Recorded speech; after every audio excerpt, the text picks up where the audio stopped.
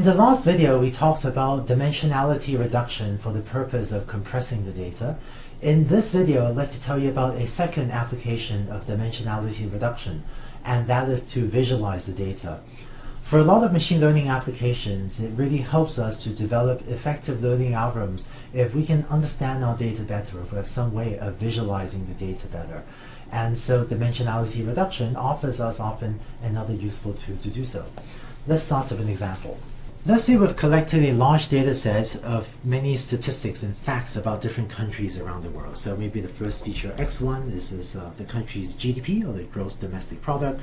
X2 is the per capita, meaning the per person GDP. X3, human development index, life expectancy. X5, X6, and so on. And we may have a huge data set like this with, maybe 50 features for every country, and we may have a huge set of countries.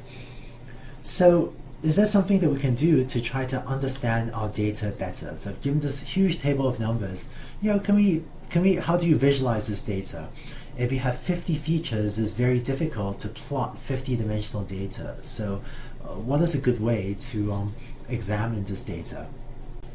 Using dimensionality reduction, what we can do is, instead of having each country represented by this feature vector xi, which is 50-dimensional, so instead of, say, having a country like Canada, instead of having 50 numbers to represent the features of Canada, let's say we can come up with a different feature representation that is these z vectors that is in R2.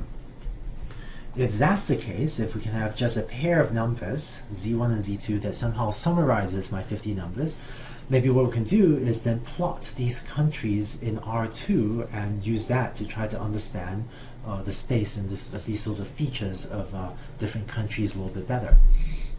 And so here, what you can do is reduce the data from 50 dimensions to 2D, so we can plot this as a two-dimensional plot. And when you do that, it turns out that if you look at the output of the dimensionality reduction algorithms, it usually doesn't ascribe a particular meaning to these new features Z1 and Z2. And it's often up to us to figure out, roughly what these features means.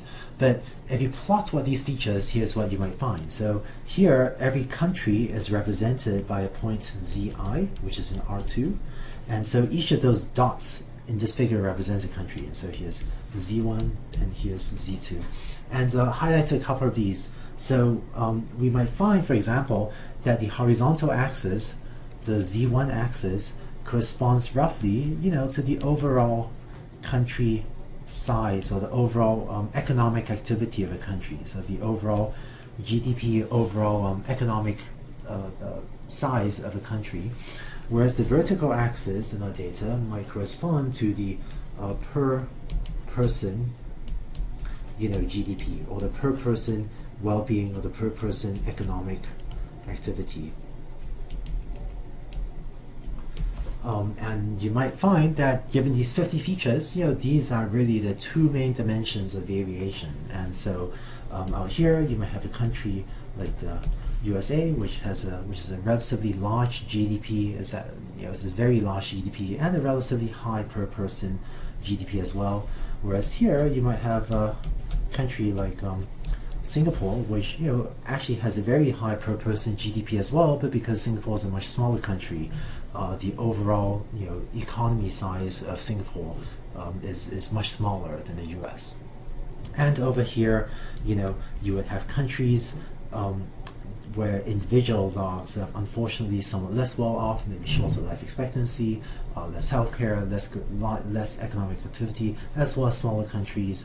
Whereas a point like this would correspond to a country that has a substantial amount of economic activity, but where individuals tend to be somewhat less well off. But so you might find that the axes Z1 and Z2 can help you to more succinctly capture really what are the two main dimensions of variations amongst different countries, such as the overall economic activity of a country reflected by the size of the country's overall economy, as well as the per person individual well-being measured by per person GDP, per person healthcare, and things like that.